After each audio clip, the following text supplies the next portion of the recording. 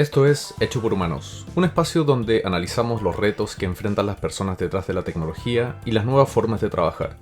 Soy Sergio Nubel, host de este podcast y CEO de Get On Board, plataforma que conecta lo mejor del talento tecnológico con las empresas donde vale la pena trabajar. Hoy me acompaña un invitado absolutamente de lujo. Es ni más ni menos que don Freddy Vega, que es CEO y cofundador de Platzi. Platzi, sabrán, es una de las plataformas de educación profesional en línea más grandes de América Latina. Y con Freddy quiero hablar de un tema muy especial y me parece que tanto lo que ha hecho Freddy como lo que ha hecho Platzi son increíblemente relevantes para hablar del famoso fit cultural. Un tema que, por supuesto, abarca el reclutamiento, pero se extiende a la felicidad de las personas, se extiende a la retención, a la satisfacción de las personas y, por supuesto, a que una compañía y un equipo puedan lograr sus objetivos. El cultural fit aparece una y otra vez como uno de los factores más protagónicos y relevantes que el talento tiene a la hora de evaluar su felicidad y su permanencia en un equipo.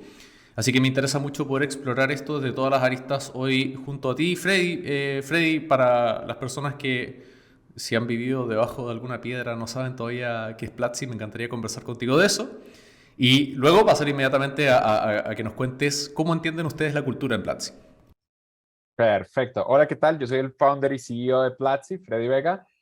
Yo siento que la cultura de Platzi es una de las cosas de las que yo más estoy orgulloso alrededor de todo lo que hemos construido en los últimos años, trabajando en crear la escuela de tecnología para el mundo hispano que es Platzi al día de hoy. Muy feliz de compartir lo que aprendimos. Excelente. Y me encantaría justamente comenzar por cómo entienden ustedes la cultura en Platzi, qué es la cultura para ustedes, cómo la entendieron cuando comenzaron Platzi y cómo esa visión tal vez se ha ido modificando a lo largo de los años y a medida que han ido creciendo. Al final del día, yo creo que la cultura es lo que hace la gente cuando los jefes no están. La cultura es esa serie de comportamientos, reglas, rituales, incluso chistes internos que construyen el sabor particular de un lugar. Y todas las comunidades tienen una cultura, tu familia tiene una cultura, en tu familia hay unos comportamientos, hay unos rituales, hay unas cosas que entre todos ellos conocen y las empresas son iguales. La cultura no es opcional, la cultura es algo que va a ocurrir en el 100% de las compañías, no importa lo que haces.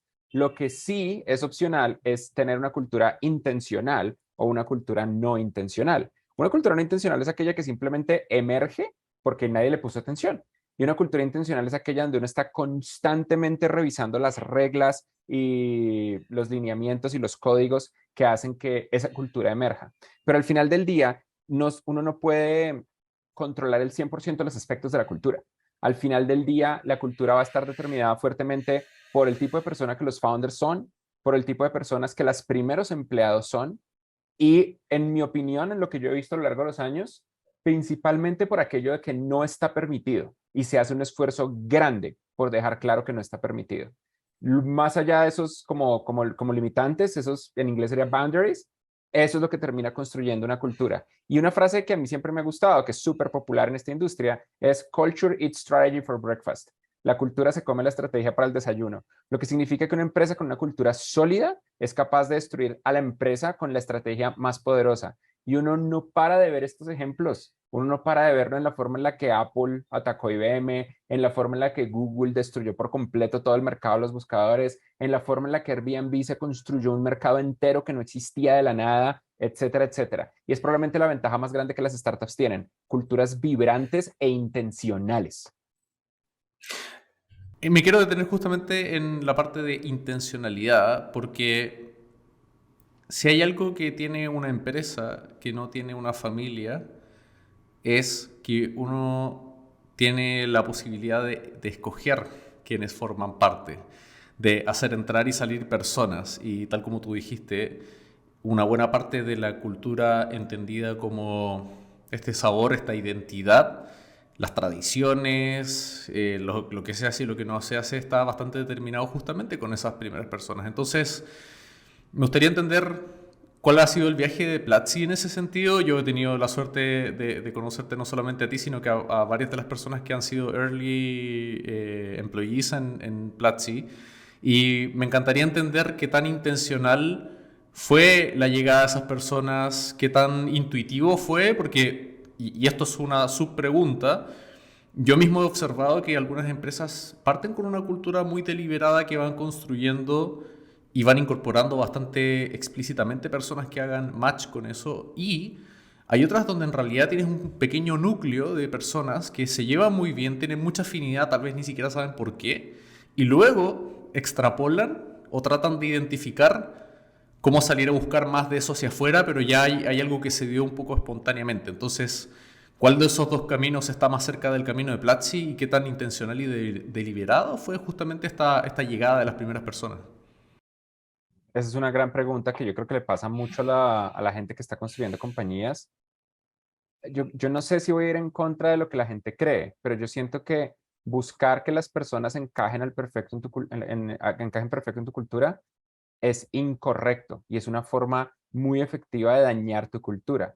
Eso casi siempre queda como, pero ¿cómo así? O sea, entonces no entiendo. Porque usted me está diciendo de repente que esta es la forma de hacerlo, o sea, no tiene sentido. Y en mi opinión sí tiene mucho sentido. Eh, las culturas no son cosas rígidas. Normalmente la forma en la que uno piensa en cómo estructurar una cultura dentro de una compañía es que uno piensa en los valores y la misión de la compañía. Mucha gente en el momento en el que uno les dice esto, apagan el cerebro de una manera radical. Es como, "Nee, ay, se va por completo, porque uno que se va a poner a pensar en la misión y en los valores de la compañía. Eso es una cosa que las empresas aburridas, anticuadas colocan en la pared, ¿no? Entonces, nuestra misión es ejecutar un trabajo holístico, integral, con los valores de responsabilidad, cumplimiento, puntual. No, pero eso es porque, pues porque no hay que escribir una misión aburrida o valores que nadie quiera leer. Hay que escribir valores interesantes. Por ejemplo, ¿cuál es la misión de Google? La misión de Google es organizar la información del mundo. Fantástico. ¿Cuál es la misión de Microsoft en el siglo XX? La misión de Microsoft en el siglo XX era poner una computadora en cada hogar del planeta. ¿Y lo lograron? Por supuesto que lo lograron. ¿Cuál es la misión de Microsoft ahora? La misión de Microsoft de Satya Nadella es empoderar a cada persona y cada organización en el planeta para lograr más, que es la nueva forma en la que están viendo la ejecución de lo que hacen al día a día en Microsoft. ¿Cuál es el valor más importante de Airbnb?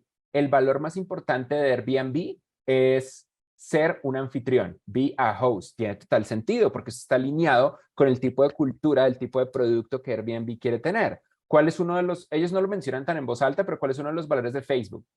Tenemos que construir aquello que nos va a destruir. Entonces, por eso están constantemente iterando, rompiendo cosas, adquiriendo compañías.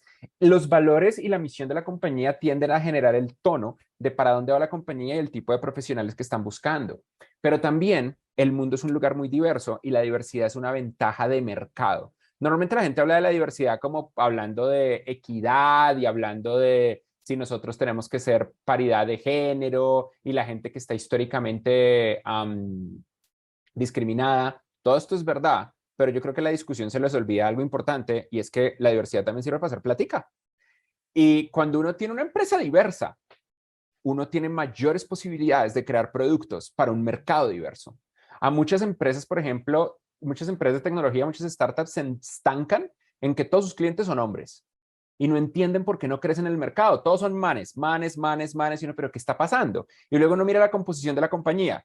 Todo el equipo ejecutivo son hombres, la mayoría de la empresa son hombres. Entonces, por supuesto que no le estás vendiendo mujeres y las mujeres son el 50% del mercado y son los individuos que más mueven las decisiones de consumo. Entonces, cuando uno no tiene una aproximación diversa a la cultura, uno se pierde un pedazo del mercado. Y no estoy hablando solamente de género. Yo creo que hay otro peligro y es cuando las empresas tienen una cultura súper dominada y súper hermética, donde uno está buscando exactamente una persona con un prototipo específico. Eso le pasa a Wall Street. Cuando uno ve los banqueros, todos los banqueros son igualitos, todos son mansito de una altura específica que fue unas universidades específicas, todos se visten de camisita azul, todos se visten de chaleco específico, con los mismos pinches zapatos, con el mismo pantalón, todos piensan exactamente igual, a todos les gustan, todos tienen los mismos hobbies, todos van al mismo restaurante, se compran el mismo carro, es chistosísimo. Son fotocopias uno detrás del otro, detrás del otro. Cuando uno ve una empresa saludable, uno ve que existe la posibilidad en esa empresa de tener una verdadera y amplia diversidad de aspecto físico, de pensamiento, de hobbies, de ideas, de perspectivas. Entonces, ¿cuál es el cultural fit correcto? En mi opinión, uno tiene que buscar uno o dos, quizás tres valores que encajen perfecto, como 2 o 3 condiciones, y el resto uno debería estar dispuesto a escuchar opiniones diversas, porque parte de la razón por la que las empresas están buscando un culture fit perfecto es porque están tratando de evadir el conflicto. Y evadir el conflicto les puede servir cuando tienen un product market fit completo y están creciendo como si no hubiera un mañana y nada los mata, pero el mercado cambia. Entonces, eventualmente uno tiene que enfrentarse a que lo que uno creía hace un año ya no es verdad. Nosotros en esta industria lo hemos vivido en los últimos años. Lo que creíamos de la industria de la tecnología en el 2019 se volvió mentira apenas empezó la pandemia. Y lo que creíamos del comportamiento del mercado en la pandemia se volvió mentira apenas Rusia invadió Ucrania y empezó también la crisis global financiera en el resto del mundo y se levantaron los mandatos de usar máscara en todas partes. Ha sido una montaña rusa espectacular con cambios brutales, constantes de comportamiento y lo más constante que yo he visto es que las empresas diversas son las que lo han logrado evadir. Entonces, eso es, por ejemplo, lo que hacemos en Platzi. En Platzi nos enfocamos en 1 o 2 valores que estamos buscando en las personas, pero no esperamos que encajen en los 6 valores de la compañía. Y más bien esperamos que vengan y nos alimenten de una perspectiva diversa. Yo creo que eso es muy cool.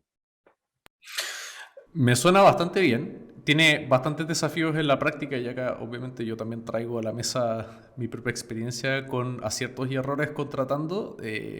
Me parece que muchos de los errores que yo cometí al contratar y cometí con mi equipo al contratar fue el juzgar a una cierta persona de manera un poco superficial como esta persona tiene el espíritu que nosotros necesitamos para luego darnos cuenta que sus aspectos emocionales, sus aspectos socioculturales, su background, sus ambiciones, la rapidez, su prolijidad terminaban chocando un montón con nuestra cultura.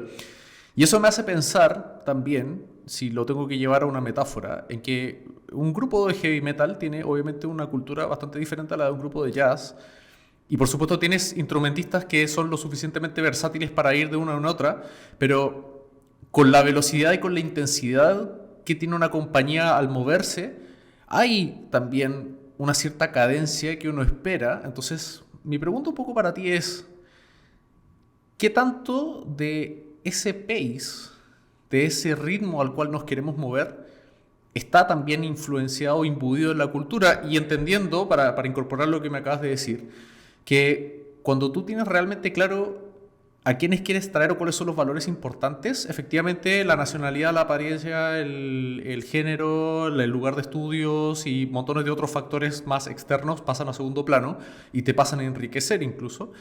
Pero dentro de eso, uno también puede perfectamente mezclar o no necesariamente los valores por los cuales uno quiere contratar se vuelven necesariamente tan evidentes. Entonces, creo que son dos preguntas en una. La primera es, ¿qué tanto estos valores core que tú mencionas son distinguibles en una persona cuando estás en proceso de conocerla y entrevistarla? Y también qué tanto el ritmo de avance, el ritmo de cambio, el ritmo de incertidumbre, la velocidad a la cual avanza una compañía, debería también ser parte de esos atributos culturales que uno está buscando en una persona. Qué interesante esa perspectiva. Déjame ver cómo le respondo para hacerle justicia a la pregunta. Yo creo que, yo creo que tú te refieres a una metacultura y es la cultura de las startups en general, que es bien distinto, y hay metaculturas en todas las organizaciones. Si tú entras, por ejemplo, a trabajar en el gobierno, pues eso es una metacultura, la metacultura del gobierno, y eso es como su propio universo terrible y desesperante. También existe una metacultura de trabajar en universidades y existe una metacultura de trabajar en bancos. Y por supuesto, va a haber una metacultura de trabajar en startups. Entonces, ¿qué es lo que yo veo que es común en las startups? Y de pronto este es el punto al que tú estás tratando de llegar. Todas las startups somos una bomba contrarreloj. Todas las startups, yo lo comparo con el juego de Flappy Bird. ¿Tú te acuerdas de Flappy Bird, que fue como famoso en el 2016? Flappy Bird es exactamente como se siente una startup. Uno tiene que estar Sí. dándole al botoncito para que la cosa siga volando y si uno suelta el botoncito, ¡plá! Se estanca contra el piso. La metáfora que normalmente la gente usa es que una startup es como caer por un risco mientras construyes un avión tratando de hacer que vuele antes de estrellarte contra el piso. Y sí, es verdad. Todas las startups son una carrera contra el tiempo porque eventualmente se nos va a acabar la plata en el banco y nos vamos a morir.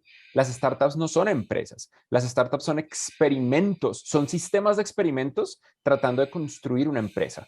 Y eso está bien, porque eso es lo que hace que cuando le pegamos, creemos estos crecimientos absurdos y gigantescos. A mí me da mucha risa la gente que se llena como de arrogancia y dice, ay, es que eso las startups, esos son modelos insostenibles. Es que la gente no debería estar haciendo startups porque lo que necesitamos es empresas que hagan, que generen rentabilidad. Esos modelos todos insostenibles de inversión, pues claro que son insostenibles. Ese es el punto. El punto es que nosotros creemos un modelo experimental hasta que eventualmente encontremos la combinación mágica y es que sea sostenible y que tenga crecimiento explosivo. Y por supuesto que son modelos en general altamente riesgosos porque si no todo el mundo lo haría. Si no, esto sería la forma mágica de volvernos todos millonarios y tener aviones y aumentar el calentamiento global. Entonces, cuando uno entiende esas variables, uno entiende que uno va a una startup con un solo objetivo y es crecer. Y eso no es parte de la cultura de la compañía, eso es parte de la metacultura de la vertical. Las startups están ahí para crecer y eso viene implícito. No importa que tú tengas una compañía que se dedique a crear un reemplazo a la carne, o tengas una compañía que se dedique a poner patinetas eléctricas por toda la ciudad, o tengas una compañía que solucione el software de contabilidad entre 3 países distintos. No importa. Lo que importa es que es una startup que está creciendo, por ende tú tienes que tener unas cualidades que te permitan vivir en ese crecimiento explosivo. Pero luego sí están las particularidades de cada compañía, los rituales individuales de cada compañía. Yo creo que la forma más fácil de responder tu pregunta es explicándote qué es lo que buscamos en Platzi. Nosotros hicimos como un análisis muy grande al inicio de quién funciona y quién no funciona en Platzi. Y nos dimos cuenta que la gente que funciona en Platzi es la gente que estaba alineada, pues sorpresa, a nuestro valor más importante. El valor más importante de Platzi es nunca parar de aprender. Curiosidad intelectual implacable e incansable. Y entonces, hacia alrededor de esa variable fue que empezamos a optimizar. ¿De qué manera nosotros podemos optimizar toda esta vaina para que nuestros estudiantes realmente tengan una absolutamente incansable necesidad de nunca parar de aprender? Y eso fue fantástico. Eso lo que hizo fue que encontráramos a personas que no paraban de leer libros, que no paraban de aprender cosas, que no paraban de cambiar. Hay personas que sí, yo estudié para hacer contabilidad, pero luego aprendí a hacer programación y ahora me encantan mucho las estadísticas y he aprendido por mi propia cuenta product design y en mis tiempos libres estoy analizando los diferentes sistemas de artillería que está desplegando la OTAN. ¡Fascinante! En general, las personas que tienen esa curiosidad intelectual incansable es la que más funciona. La palabra incansable es muy importante porque hay gente que tiene curiosidad intelectual, pero no es incansable. Hay gente que le parece muy interesante y muy curioso todo el sistema, pero, por ejemplo, no, eventualmente como que se aburren o no profundizan. Eso se llama entretenimiento educativo. Es como la gente que se la pasa en TikTok viendo videitos que les parecen divertidos, pero luego resulta que no aprenden nada de sus videos. O como la gente que antes en la televisión se la pasaba viendo National Geographic y decían, los tiburones tienen una piel que conduce la electricidad. Y es como, wow, aprendí de tiburones. No, no aprendiste un carajo. La educación es aquella que tú aplicas. Entonces, esa capa de conocimiento no aplicado, eso sin la absoluta menor duda, es a lo que no me refiero. Y esa curiosidad intelectual implacable es lo que más buscamos. La otra cosa que buscamos con mucha energía y fuerza es que sepan inglés y que sean optimistas. Eso también es más como un tema de la metacultura.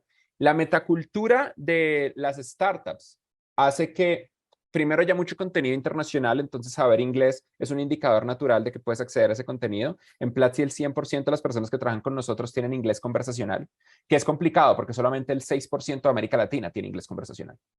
Y que sean optimistas es importante porque nosotros hacemos tecnología. Tú con Get On Board construyes tecnología. Yo con Platzi construyo tecnología. La tecnología es el negocio de construir el futuro. Y si tú no crees que mañana va a ser mejor que hoy, entonces, ¿qué futuro vas a construir? Tú necesitas creer que el futuro es mejor, porque eso es lo que estás haciendo, ese es tu trabajo. Y si tú no crees que si tú eres realista, porque a mí me gusta ser realista, tú no sirves para esta vaina, no deberías estar trabajando en tecnología. Muy de acuerdo. Me gusta mucho la mención de las metaculturas y esa idea porque, de hecho, creo que existe un overlap entre la metacultura de las startups y la metacultura de la tecnología en general. Y al menos yo lo veo desde el punto de vista de las empresas que contratan tecnología en Get On Board, que efectivamente incluyen desde startups como Platzi, y de hecho startups en etapas aún más iniciales e inciertas y wobbly, hasta corporaciones súper establecidas que también están buscando renovarse. Entonces, en tu opinión, y también te hago esta pregunta y me interesa mucho tu respuesta no solamente por Platzi, sino por los alumnos de Platzi. ¿Qué tanta intersección hay entre la metacultura de las startups y esta demanda de crecimiento constante y armar el avión mientras me caigo al precipicio versus la metacultura de la tecnología que desde mi parecer no necesariamente tiene la bomba de tiempo, pero sí tiene esto que acabas de mencionar de construir un futuro, del estar metido en el garage, de estar construyendo cosas, de tener el gusto de estar todo el tiempo, digamos, debajo del capó, moviendo cositas. Entonces, por supuesto que hay un gran overlap, porque la mayor parte de las startups involucran tecnología, pero en mi opinión no es el 100% de overlap. Entonces, me gustaría ver cómo entiendes tú esa diferencia y, de nuevo, también desde el punto de vista de tus alumnos, que al final trabajan muchos de ellos en startups, pero otros terminan haciendo carreras exitosas en tecnología en empresas bastante más tradicionales. Y me encantaría saber cómo ves tú esa diferencia. Hmm. Yo creo que no hay una diferencia en la necesidad del optimismo. Si tú no eres una persona optimista y trabajas en tecnología, tus productos van a ser inferiores. Y yo entiendo que eso es bien fácil como tratar de pelearlo. La gente va a decir, no, si yo soy un ingeniero de clase mundial que atiendo completamente los estándares de ICMMI y tengo el ISO 9958 raya fuck you, por supuesto que esto es completamente incorrecto, porque es que ese Freddy no sabe nada y se cree dueño de la verdad. Yo he escuchado todas estas vainas y lo que yo he visto tiende a ser similar. La tecnología es construir el futuro. Esto no es una opinión, es un principio fundamental. No es mentira y es incontrovertible que la tecnología es construir el futuro. Y si tú no sientes que viene un futuro mejor, no puedes construir un mejor futuro. Es simplemente un principio fundamental, no una opinión personal de un cabezón colombiano. La velocidad sí es bien distinta. Mucha tecnología, más que apuntar la velocidad, apunta, por ejemplo, a, ¿cómo se dice? Reliability, como a confianza en la estructura. Por ejemplo, bueno, uno diría que esto pasa, pero no siempre pasa. Pero si tú estás, por ejemplo, en una industria bancaria, tú tienes unas reglas porque tienes una regulación del gobierno que te obliga a hacer ciertas cosas. Y también tienes unas reglas porque resulta que los bancos son básicamente la infraestructura con la que se mueve el dinero. Entonces, cuando el banco se cae, la sociedad colapsa. Y necesitas tener como mucho cuidado respecto a la forma en la que mantienes la plataforma con absoluto, con un absoluto fuerza y estabilidad. En Platzi pasa, cuando Platzi se cae, nosotros somos trending topic cuando Platzi se cae, porque la gente empieza a caer a Twitter, a Facebook, a Instagram, a todo lado, como, ¿qué pasó? ¿Por qué Platzi tal? Que a mí me parece un indicador de que we're doing the right thing, un indicador de que estamos haciendo las cosas bien y que promete mucho, mucho, mucho lo que sea que vamos a hacer. Um, entonces, la velocidad sí es algo distinto, velocidad versus estabilidad. Eso pasó en Facebook, ¿sabes? Facebook en su etapa de startup, en su etapa de crecimiento explosivo, tenía este valor cultural, que era su valor cultural más famoso, Move Fast and Break Things. Muévete rápido y rompe cosas, ¿te acuerdas? Y ellos lo cambiaron. Cuando hicieron IPO y cuando empezaron a quejarse de lo inestable que era, porque Facebook se la pasaba roto, igual que Twitter. La época de la ballena de Twitter, a Facebook también le pasaba. Entonces, eventualmente, Mark Zuckerberg cambió la regla y lo llamaba, no me acuerdo cómo se llama ahora, ya no era Move Fast and Break Things y ahora es como, muévete rápido, pero teniendo cuidado.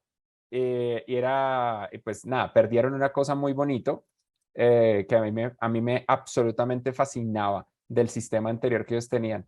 Pero pues sí, esas cosas pasan cuando uno crece. Cuando uno crece, eventualmente uno tiene que dejar atrás ciertas cosas que le hicieron a uno llegar rápido. Pero hay una frase que alguien me dijo, creo que en Y Combinator, que siempre me ha calado en el corazón. Lo que te llevó de 0 a 1000 no necesariamente te va a llevar de 1000 a 100.000 o de 100.000 a 1 millón. Y es natural que creo que parte del trabajo de founder de startup en construir la cultura es ser consciente en qué momento hay que dejar ir cosas y ser consciente en qué momento hay que cambiar la estructura. En Platzi nos pasó recientemente. Nosotros teníamos un valor que se llamaba Never Give Up, nunca te rindas, que suena como jajaja. Claro, no hay que rendirse porque tal, porque etcétera. Y nos dimos cuenta que ese valor tenía en la escala un efecto colateral extremadamente negativo. Y es que en ocasiones nosotros hacemos experimentos, lanzábamos productos nuevos y el producto no servía, no escalaba, no funcionaba. pero en Platzi no nos rendimos. Entonces la gente seguía metiéndole recursos y plata y horas de tiempo, pero ya sabíamos, venga, este mercado es muy chiquito o esta estructura fundamental del mercado que nosotros creíamos no va a funcionar. Fuck. Entonces, eventualmente, terminamos cambiando ese valor de never give up a own the outcome. Aduéñate del resultado, apropiate del resultado. Porque si tú te apropias del resultado, te apropias, por ejemplo, de que un proyecto no funcione y le tengas que dar la vuelta y cancelarlo, que es lo correcto. Eso está bien, eso no tiene nada de malo. Nos pasó también recientemente que nosotros teníamos un valor llamado honest feedback takes courage. El feedback honesto requiere valentía, en el cual queríamos como aceptar que el feedback es difícil porque a la gente le duele dar feedback. Entonces queríamos admirar a la gente que daba feedback. No, no, no. El efecto colateral que tuvo es que la gente decía, uy, sí, el feedback honesto requiere valentía y yo soy un cobarde, yo no voy a dar feedback. Y fue como, shit. Entonces lo que hicimos fue cambiarlo por honest fast feedback. Feedback honesto y rápido. No sé si lo arregló al 100% porque es un cambio relativamente rápido y seguimos como iterándolo. Pero es a lo que voy es, no son cambios culturales radicales. No es como de un día para otro vamos a cambiar Platzi y de repente vamos a tener un valor como integridad holística y segura. No, es simplemente lo que vas aprendiendo de lo que es el corazón de lo que crea tu cultura, vas iterándolo lentamente para que refleje lo mejor de ti. Hablas un montón de cambio que era justamente algo de lo que te quería preguntar, tanto por los casos súper emblemáticos y positivos como el de Microsoft y cómo cambian del Microsoft de Bill Gates y Ballmer al Microsoft de Satya Nadella y es un cambio notable. Y otros cambios que vienen por ahí de la necesidad como el de Uber, que tenían una cultura súper marcada. El problema es que era una cultura marcadamente tóxica. Pero era una cultura a fin de cuentas y por lo visto habían personas que se sentían cómodas en ella y luego tuvieron que abandonarla. Entonces, eh, creo que son dos cosas. Nuevamente, a mí me encantan las dobles preguntas. La primera es, eh, ¿cómo cambias una cultura? Y el cómo cambias una cultura también viene implícito el que tanto puedes cambiar de una cultura, entendiendo nuevamente que no necesariamente vas a cambiar las tradiciones, ni las jergas, ni los emojis, pero sí tal vez tienes que efectivamente realinear valores, cambiar principios, porque la realidad y el contexto de la compañía o del desafío va cambiando. Y sumado a eso también, ¿cómo detectas el momento para cambiar? O sea, porque claro, si es tan difícil cambiar y es tan doloroso cambiar una cultura, pero a veces es necesario, ¿cómo te das cuenta cuando es realmente necesario? Es un gran punto. Y yo creo que la vuelta es así. Tú te das cuenta que necesitas cambiar cuando la empresa deja de crecer. Al final del día, todo en startups es crecimiento. Miren, yo sé que muchas personas que van a estar escuchando esto habrán escuchado de miles de otras personas allá afuera, no, el crecimiento tiene que ser sostenible y por eso es que las startups queman tanto dinero y eso es irresponsable. Pero esa es la razón por la que tan poca gente crea empresas de clase mundial. Y esa es la razón por la que las empresas de clase mundial son tan raras, porque todo en una startup es crecimiento, no es nada, todo lo que uno hace es mentira, excepto si uno le está dando un valor a alguien y ese valor está reflejado en el crecimiento de la compañía. Todo. No, es que el planeta, no, todo es growth. Ese es este negocio. Si ustedes no quieren hacer growth, ustedes no están haciendo startups. Y está bien, no hay que hacer startups. Pero pues yo me imagino que la audiencia de este magnánimo podcast es una audiencia que quiere construir empresas de alto impacto y clase mundial. Y también aquí yo desafiaría, esto es importante decirlo porque ahorita voy a hablar de las cosas malas del growth conectado con la cultura, pero que también aquí desafiaría a las empresas tradicionales cuando parte de la justificación que tienen es, no, nosotros puede que no estemos creciendo tanto, pero es que tenemos un mercado consolidado y lo que estamos haciendo es cuidando a nuestros clientes y bla, bla, bla. Cada vez que los tradicionales dueños de un mercado mencionan eso y ven el cabalgar de las startups en el fondo, eventualmente se los come una startup y se los come, o una serie de startups, se los come feo, duro, radical. Las propias startups son víctimas de que otra startup se las coma. Platzi puede ser completamente víctima de que alguno de ustedes construya una forma mejor de educar al planeta. Ojalá lo hagan, porque al final del día la misión es la misión. ojalá construyeran una forma mejor, pero yo no me voy a rendir. Mm, Entonces el crecimiento es necesario porque en una industria que está en constante crecimiento, si tú te quedas quieto y simplemente haces lo mismo muy bien, lo que realmente está pasando es que te estás yendo para atrás porque el resto del mundo está acelerando. Y un día vas a despertarte y lo que construiste artesanal y perfecto desaparece. Y una de las cosas mágicas del mercado es que nadie te debe nada. Nadie te debe a que tu modelo de negocio sobreviva. Nadie te debe apoyo para que existas. Cuando un emprendedor dice, no, es que yo no puedo porque el gobierno no me apoya, yo sé que ese emprendedor va a fracasar, porque los emprendedores no nos ayuda a nadie, nadie. Una de las cosas interesantes y mágicas de trabajar en lo que nosotros hacemos es que, por ejemplo, Sergio y yo, ambos somos founders y CEOs de nuestras compañías y ambos tenemos problemas muy similares. Y ambos podemos tener una empatía y una simpatía completa, pero ninguno de los dos puede ayudar al otro, porque cada uno de nosotros tiene problemas muy particulares. Es como ser el cuidador de un faro en una isla, en la mitad del océano. Estamos en faros diferentes, en islitas completamente chiquitas, y sí, a él se le apaga el bombillo y yo puedo también apagar un bombillo y nos pasan cosas muy parecidas, pero al final del día estamos solos y nos toca hacer esto solos. Entonces, al respecto del cambio de cultura, ¿qué hay que hacer? Si la empresa deja de crecer, es probable que haya que cambiar la cultura. Si no estás logrando retener talento, es posible que haya que cambiar la cultura. O si el talento que tienes no es tan bueno y no estás pudiendo atraer mejor talento, es posible que haya que cambiar la cultura. Eso es lo que pasó con Uber. Al final del día, el problema de Uber es que Uber los llevó hasta el infinito, esa cultura que ellos tenían en sus valores. Por ejemplo, ellos tenían esta cultura de always be hustling, como siempre es lo que sea necesario para triunfar. Y pues la gente hacía lo necesario para triunfar y en ocasiones eso eran cosas que no tenían ningún tipo de ética. No, una serie de elementos culturales muy agresivos, como haz apuestas arriesgadas. En ocasiones hacer una apuesta arriesgada puede derivar en una demanda de acoso sexual o tener una obsesión con los clientes y en ocasiones terminaron con esa obsesión persiguiendo a los clientes con herramientas especializadas de una manera no solamente poco ética, sino completamente ilegal. Entonces, parte de lo que terminó haciendo Dara Khosrowshahi, el nuevo Khosrow, es difícil decir ese nombre, Khosrowshahi, Sashi, Kosyosashi. Dara K. Lo que terminó haciendo Dara fue cambiar la cultura para mencionar lo importante de la ética en el centro de lo que estaban haciendo, a una operación ética y fundamental. Y yo creo que la misión de Uber cambió para bien. De hecho, cuando uno se monta a la nueva visión de Uber, es reimaginar la forma que el mundo se mueve mejor. Y cambiaron varias cosas de la cultura. Por ejemplo, los nuevos valores, uno de esos valores es do the right thing, haz lo correcto, construye con el corazón, quédate con la seguridad, cosas por el estilo. Es muy interesante, es muy, muy, muy interesante. Eh, Esas cosas pasan, es normal. Y también es normal cuando cambia el liderazgo. Un efecto colateral que tiene la cultura es que la cultura está altísimamente correlacionada con quién es el tipo de founder. Hay founders introvertidos, hay founders extrovertidos, hay founders agresivos, hay founders pacíficos, hay founders que piensan mucho, hay founders que disparan a lo primero que encuentran y en ocasiones eso termina derivando a la cultura. Yo creo que eso era algo que había mencionado al principio que no habíamos ahondado antes y es que la cultura también tiene que ver con lo que no está permitido.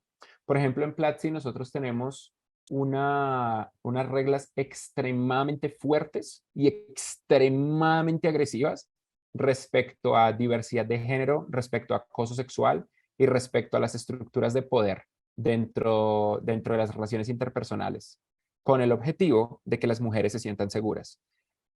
Se ha avanzado muchísimo a nivel de derechos laborales y equidad de género laboral en el mundo, pero pues en particular en Latinoamérica todavía estamos muy lejos y mucha gente, mucha gente todavía sigue como creyendo, como teniendo esta perspectiva de machismo por defecto. Entonces nosotros lo atacamos prohibiendo ciertos comportamientos que emergen ese machismo y al principio la gente como que le choca, como así esto no lo puedo hacer, pero con el pasar del tiempo, en el momento en el que se integran a la cultura de Platzi, primero se dan cuenta de lo valioso que es estas cosas que están prohibidas y segundo, eso no solamente aumenta la retención de nuestro talento femenino, sino que nos permite atraer a mejor talento femenino. En Platzi más de la mitad de nuestro equipo ejecutivo son mujeres, más de la mitad de nuestro equipo entero, incluyendo el equipo de ingeniería, son mujeres, más de la mitad de nuestros profesoras son mujeres. que era algo completamente no normal en la industria de la tecnología. La industria de la tecnología es una industria de hombres y cerrar la brecha de género es importante. Nuestros estudiantes pagas, el 44% son mujeres, que no es ideal, debería ser 50-50, pero en las universidades, en ciencias, tecnología, ingeniería y matemáticas, típicamente son el 11%. Entonces, funciona. Y eso no solamente genera un cambio cultural de la compañía, sino que genera un cambio cultural de la cultura, de la región. Y yo me imagino que 10 años en el futuro, a medida que esto escale, el impacto va a ser aún más grande. Estoy totalmente de acuerdo y me gustaría profundizar en algo a lo cual le hemos venido dando círculos y que tiene que ver con diversidad y liderazgo, porque siento que es muy fácil y especialmente en una empresa pequeña, pero no solo en una empresa pequeña, cultura se convierte en culto a la personalidad.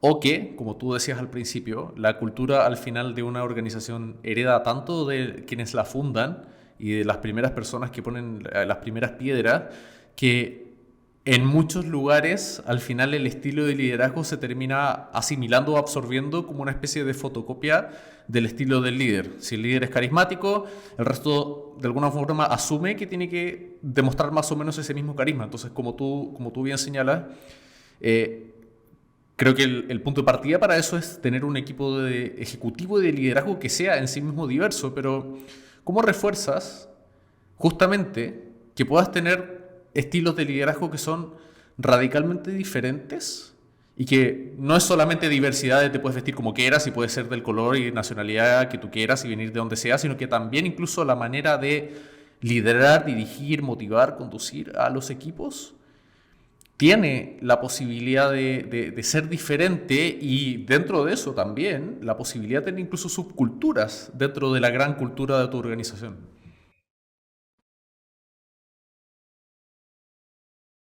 Pero, ¿cuál crees tú que es el problema más grande ahí?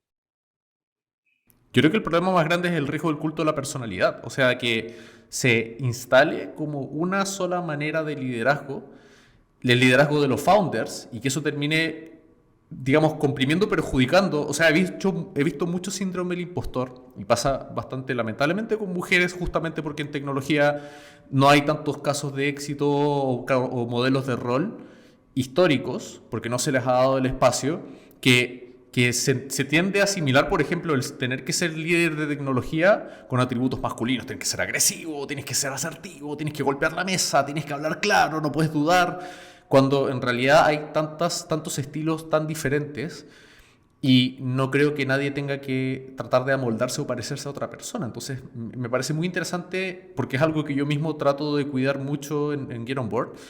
¿Cómo hacer justamente para que esos estilos diferentes de liderazgo puedan mostrarse y prosperar y para que la gente que está especialmente ascendiendo, cuando ya traes a alguien que lleva 30 años liderando, ya viene con su modelo hecho, pero las personas que estás nutriendo y que están ascendiendo y que tal vez partieron como employee number one, pero luego se transforman en VPs o en C-level, porque están a la altura de la ocasión y del desafío.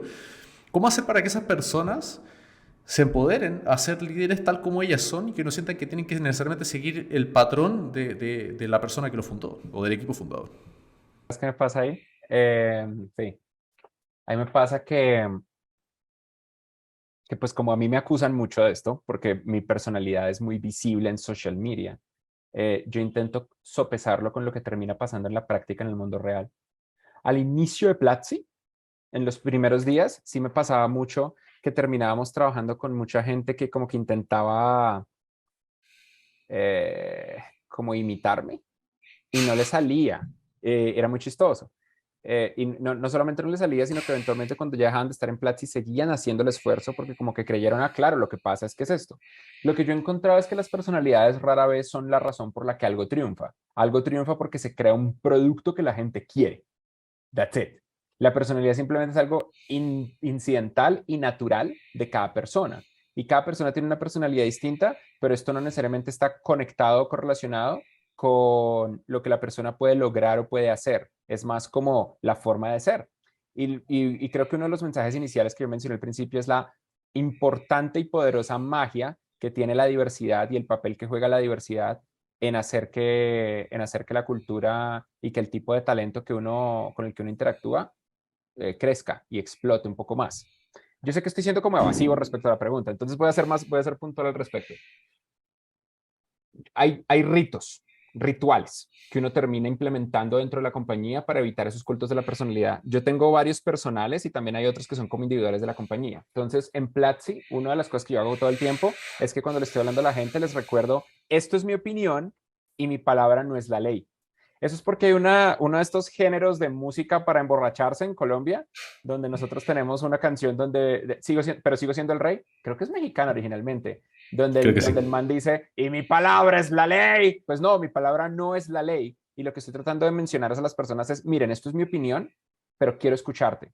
Y creo que yo como líder, intento ser muy consciente y muy intencional respecto a escuchar y realmente escuchar, tener una escucha activa. No simplemente dime lo que quieras y yo hago lo que se me dé la gana después, sino esto es lo que yo creo, explícame tus puntos. Yo he encontrado que esto en ocasiones yo he encontrado que esto en ocasiones hace como, tiene sus problemitas cuando te enfrentas, por ejemplo, a líderes muy políticos, que lo que hacen es que aprendieron a manipular personas, pero no necesariamente a hacer cosas. Hay dos tipos de ejecutivos. El ejecutivo que sabe hablar el lenguaje, hablar el idioma y hablar mierda, y entonces es muy difícil sacarlo porque se hace amigo de todo el mundo, pero constantemente no logra resultados. Y el ejecutivo que logra resultados y tiene quién sabe qué personalidad, y no le toca adaptarse. Entonces, las personas que hablan mucho pero no hacen mucho, aprenden a manipularte cuando les das esas herramientas, pero lo único que hay que hacer es tener métricas duras. Lo otro que hacemos en Platzi es que nosotros seguimos reglas fuertes de seguridad psicológica. Entonces, por ejemplo, en Platzi no está permitido hacer chistes respecto a las ideas de las personas o respecto a las preguntas de las personas. Nosotros podemos hacer chistes de muchas cosas y Platzi es una cultura muy chistosa, pero, um, por ejemplo, a veces las personas no hacen preguntas porque sienten que la pregunta es tonta. Y hay Mm. líderes que reaccionan a eso de una manera agresiva. Ay, pero si eso está en el Notion. Ay, pero usted ya tiene 3 meses acá, ¿cómo no va a saber eso? Ay, pero es que usted pudo haberlo googleado. Eso siempre es una muestra, primero, de que necesitas ir a terapia y que necesitas un manejo de la ira. Y segundo, que tu equipo no va a crecer como tú esperas que crezca. Porque eso lo que va a enseñarles es que les está enseñando que no hay que preguntar. Les está enseñando que no es bonito explicarle a las personas o contarle a las personas lo que tú piensas y les da inseguridad. Incluso cuando hay otra cosa que pasa con las preguntas tontas. Las preguntas tontas casi siempre son las preguntas más valiosas y más frecuentes, porque son las preguntas que la gente le tiene miedo a hacer, que todo el mundo tiene. Y hay personas que tienen la misma pregunta y lo que no tienen es el valor de preguntar. Entonces, cuando tú atacas a la que pregunta, primero, tú estás incentivando más fuerte ese culto a la personalidad. Uy, no, se hace lo que el jefe diga. Y segundo, tú estás impidiendo que emerja una verdadera pregunta que tienen las personas. La seguridad psicológica es impresionantemente importante. Y el tercer elemento de seguridad psicológica que nosotros hacemos, esto lo descubrió Google. Nosotros simplemente lo aplicamos y es fantástico. Eh, el último elemento de seguridad psicológica es escuchar a todo el mundo y darles la oportunidad de hablar. En particular, las personas introvertidas casi nunca van a pedir el micrófono, sobre todo la introversión fuerte, la introversión que bordea la ansiedad social. Y casi siempre van a intentar estar de últimos en una reunión.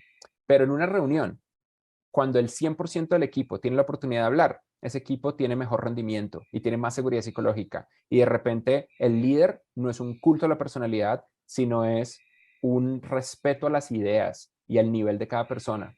El 100% de las personas en tu equipo están ahí porque lo valen, porque pasaron por Get On Board, entonces tuvieron un buen sistema de selección y onboarding, porque son el tipo de persona que uno quiere trabajar, con la que uno quiere compartir y que tienen algo que aportar. Si no, no estarían en el grupo.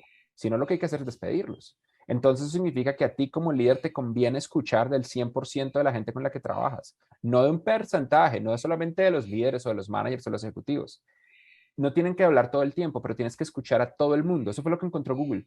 Los equipos de trabajo donde todo el mundo tiene por lo menos una pequeña oportunidad de hablar, tienen más seguridad psicológica y tienen menos problemas de management y de liderazgo. Creo que es una lección absolutamente aplicable para todo el mundo. Me encantaría poder cerrar, porque creo que de acá han salido muchos, muchos tesoros.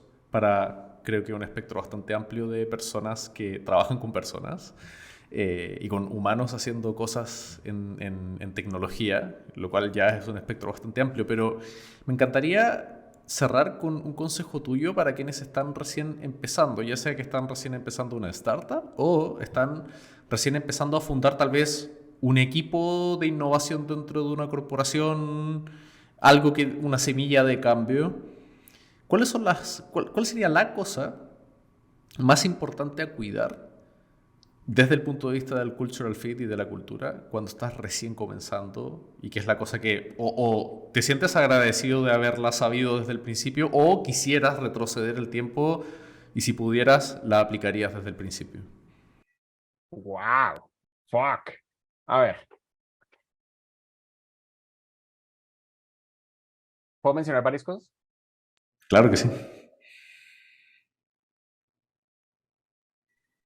No, yo creo que lo principal sería evitar lo que se siente como progreso, que no es progreso, el falso progreso. El falso progreso es participar en concursos, ir a eventos, ganarse premios, salir en la radio, en la televisión y en la prensa. Irónicamente es participar en podcasts. Eh, Eso es falso. Yo no considero esto progreso. Yo considero esto porque, miren, a mí Sergio me cae súper bien. Get On Board es una empresa brutalmente fascinante y magnífica. Y esto es divertido. Pero yo en este momento estoy evadiendo mi trabajo. En este momento no estoy haciendo nada por Platzi. Y normalmente los founders se mienten a sí mismos con cosas por el estilo, pero claro que sí, Freddy, estás haciendo que otras personas conozcan Platzi porque la audiencia, eso es lo mismo que uno hace para prensa y para eventos. Ne. La forma en la que tú haces que tu empresa crezca es creando más valor para tus usuarios. Eso es todo lo que haces. Los fundadores hacen dos cosas y solamente dos cosas. Y es escuchar a los usuarios y con ese feedback crear un mejor producto. Y luego volver a escuchar a los usuarios y crear un mejor producto. Escuchar a los usuarios, crear producto. Eso es todo. Eso es todo. El resto es el resto. Y mira, si tú necesitas esto, es como cuando uno necesita jugar fútbol. Está bien. A mí me encanta enseñar. Y a mí me gusta hablar en público. Entonces yo lo hago por mi propio placer personal. Pero es mentira que me está ayudando para la compañía. Y hay que ser honestos al respecto. Por ejemplo, ¿cuál es uno de los problemas más típicos de progreso falso que tienen los fundadores? El inbox cero. Ese culto al inbox cero me da una piedra. Miren, si ustedes usan el inbox cero como una forma de tener disciplina en la gestión de la información que tienen, chévere. Pero hay personas que se obsesionan y es como, no, yo tengo que tener el inbox cero de todo mañana.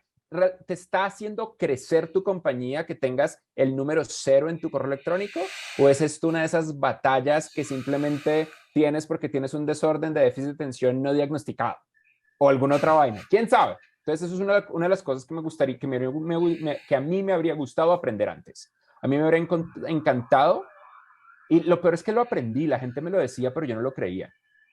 La importancia de evitar el progreso falso y enfocarme en el progreso que es de verdad. Otra típica, es la importancia de las personas. Los founders, sobre todo cuando están arrancando, uno es una maraña de inseguridades. Lo que pasa es que los fundadores tenemos algún tipo de formación genética que nos hace tener un apetito al riesgo mucho más grande y una tolerancia al dolor mucho más alta. Entonces, siempre somos esta maraña de inseguridades, pero lo que hacemos es intentar las cosas a pesar del dolor. Pero eso tiene unos efectos colaterales. Por ejemplo, para nosotros los founders tiende a ser bien rarito hacer amigos o tiende a ser bien raro convertir a la gente con la que hacemos negocio en buenos amigos porque como que somos muy transaccionales. Entonces, un error típico de un founder es considerar que los empleados solamente están ahí para cumplir objetivos y para llenar un checklist y para hacer el trabajo. Y entonces uno no los conoce a profundidad, uno no conoce al equipo de uno como qué lo motiva, qué hacen los fines de semana, quiénes son sus parejas, cómo son sus familias, a qué le tienen miedo, qué quieren lograr. Y eso termina haciéndolo a uno un peor founder. El otro ejemplo típico es la relación con inversionistas. Muchos founders, sobre todo founders iniciales, sienten que los inversionistas son como un videojuego. Voy a cumplir estas misiones y voy a completar, tengo que mandarle el deck y el modelo financiero y la proyección. Y si cumplo todos estos checks, me dan plata. Eso es como un cajero electrónico. Pero resulta que los inversionistas son personas. Entonces toca preguntarles cómo están y toca ser sincero respecto a escuchar la respuesta. Y lo que uno termina creando, porque los inversionistas al final del día, si las cosas salen bien, van a estar con uno de 5 a 10 años. Entonces uno termina creando relaciones. Las personas son demasiado importantes. No importa si tú eres un genio del futuro en Node.js y sabes usar a profundidad todas las variaciones extrañas del motor V8 y entiendes de una manera profunda el estándar ECMAScript. Si tú no eres capaz de crear relaciones interpersonales, esto va a estar muy jodido. Y el mejor momento para arreglarlo es hoy. Yo era muy antisocial, lo sigo siendo un poquito, pero yo lo que hago es tolerar el malestar respecto a, aunque no lo parezca, porque yo sé que soy como soy elocuente, la gente cree que yo soy extrovertido, pero yo soy introvertido. Si tú me pones en una fiesta con gente desconocida, yo me voy a esconder en el baño. A mí no me gusta esa vaina, pero a mí me gusta contar historias y a mí me gusta enseñar. Entonces lo que hago eventualmente es encontrar los mecanismos que me permiten interactuar con gente e interesarme. Y lo que yo creo que lo que más me cambió la vida como founder fue interesarme honestamente por las personas. Las personas son las verdaderas auroras boreales. Cada persona, no importa quién en el planeta, cuando tú logras crear una conexión honesta y vulnerable, tiene algo mágico que enseñarte. Mucho más la gente cercana a ti, la gente con la que trabajas, la gente que te invierte, los otros founders que están a tu alrededor. Y cuando te interesas, es espectacular. Es espectacular, es mágico. Yo he estado en todo el planeta, en literal, o sea, creo que solamente me falta Australia, Oceanía, como continente. He estado en todo lado, he visto cosas que ustedes no se imaginarían, he volado aviones, me he tirado de paracaídas, he volado helicópteros, me he hecho buceo, a mí me encantan las experiencias humanas, perdón, sí, las experiencias del planeta, pero no he encontrado momentos de más maravilla que cuando descubro honestamente a una persona. Y cuando me cuentan su historia y su historia es... Y eso es muy difícil. Eso yo creo que yo lo voy a lograr unas 100 veces en la vida y eso es todo. Pero cada una de ellas va a tener un valor magnífico. Y al final del día no olviden que ustedes pasan un tercio de sus vidas despiertos, construyendo, a veces es la mitad para los founders o más de la mitad, pero más, por lo menos un tercio de nuestras vidas despiertos, estamos construyendo algo, estamos trabajando.